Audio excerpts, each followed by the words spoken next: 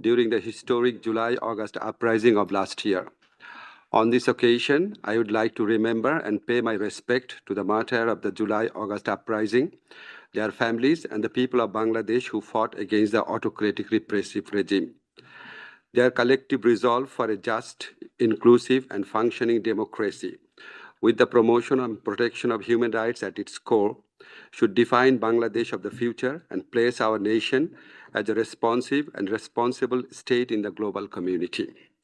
Distinguished audience, on behalf of the people of Bangladesh and the government of Bangladesh, I express my sincere gratitude to OHCHR, to the High Commissioner in particular, the fact-finding team of OHCHR, who conducted the most thorough and credible investigation of the struggle and sacrifice of Bangladeshi people, particularly during the July uprising.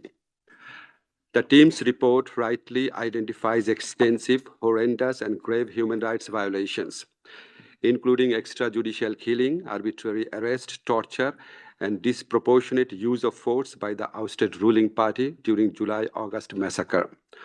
Although this report was a result of human rights investigation, its finding and the evidences it collected would be pivotal for the accountability process for the atrocities and crimes committed.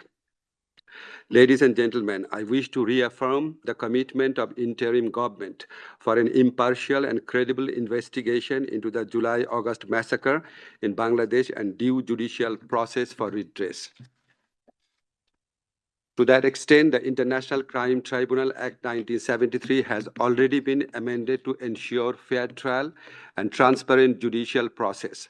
Among other things, the amendments include redefining the offense in line with international standard, widening the defense rights in judicial process, allowing appointment of foreign lawyers and attendance of representatives from the United Nations and other human rights organizations in public hearing and trial.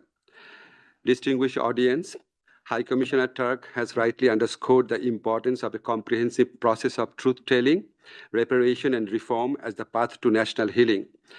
In this regard, apart from facilitating the work of the OHCHR fact-finding team, an independent commission of inquiry was constituted in Bangladesh to look into all allegations of enforced and involuntary disappearance. The commission has already submitted an interim report titled Unfolding the Truth and is expected to come up with their final report shortly. Let me also mention that the interim government has also decided to define and include enforced disappearance in our penal law and is seriously exploring the options of acceding to the optional protocol of the Convention Against Torture before 26 June. As for reparation and memorialization, our government has established the July Shaheed Memorial Foundation, undertaken extensive financial reparation program for the families of martyrs, as well as for the wounded heroes of July.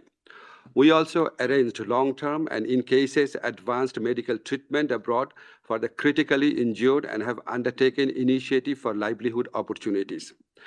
Distinguished audience, in order to restore people's trust and confidence and to ensure that the tragic past never recur in future Bangladesh, our government initiated reform in certain important sectors and formed 15 different reform commissions.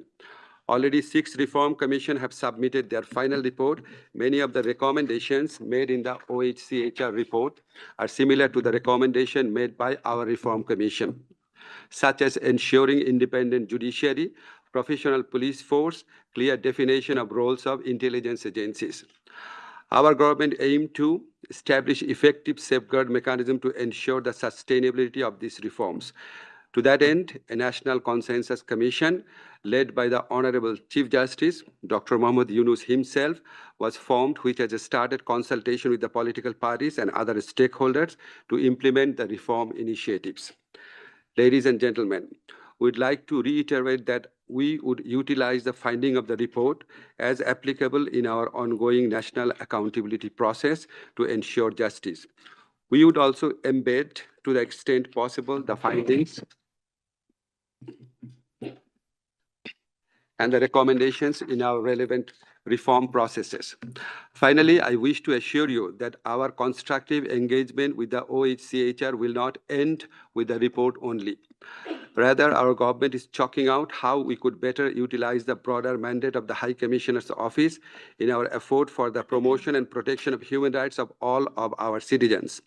We also appreciate the readiness of High Commissioner's Office to provide technical assistance and support to our ongoing reform initiative and national accountability process.